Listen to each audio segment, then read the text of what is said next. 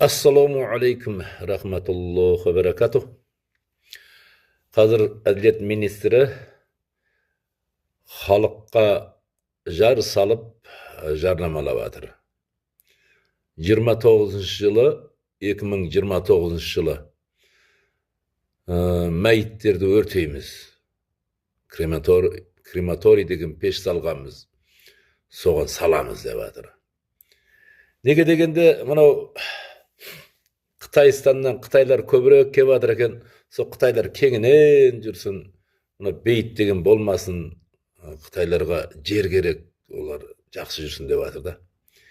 Неге дегенде қазір президентіміздің өзі қытайша сарнап әр жерден сөйлеп жатыр. YouTube-та ашсаңда қытайша сөйлеп тұр, TikTok-та ашсаңда қытайша сөйлеп тұр. Қысқасын айтқанда, бұл крематорий пешіне осы қазақстандықтарға керек екен. Осы мемлекетімізде тұратын адамдарға.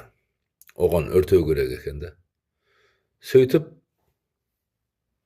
мәйіттерді өртеп, азғандай күлін бала-шағасына беріп қояды екен, бала-шағасы бүйтіп күлін іліп қояды екен. Бұл сенің қай ата-бабаңда болған еді? Тарихта болған ба? Қазақ болып жаратылғаннан бері тарихта қазақтың мәйітін өртеді дегенді естігесіңдер ма? Бұл қайдан шығарып жатқан заңдарың? Мейлі өртесіңдер, өртеңдер енді. Өздеріңді өртеңдер. Бізде не шаруаларың бар қара халықта? Тоғайып өледі ме? Тоғайыпты өрте. Министр өле ме? Министрді өрте. Парламенттегі отырған, мәжіліс кезінде ұйықтап жататын депутаттарың өле ме? Соларды өрте. Бізге тиіспе. Біздің мынау ағзамызға сендер еге болып алдыңдар ма немене? Біз өзіміз еге бола алмай қалдық па? Аласап өртеймін.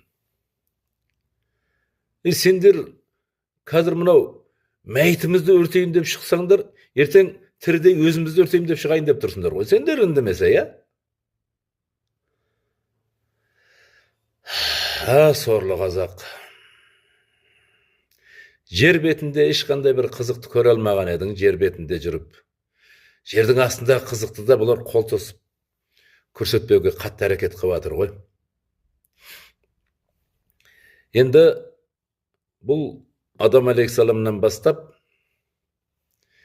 қияметке дейінгі мен мұсылманмын, мен басқа дінде емеспін, мен шариғат дініндемін, мен мұсылман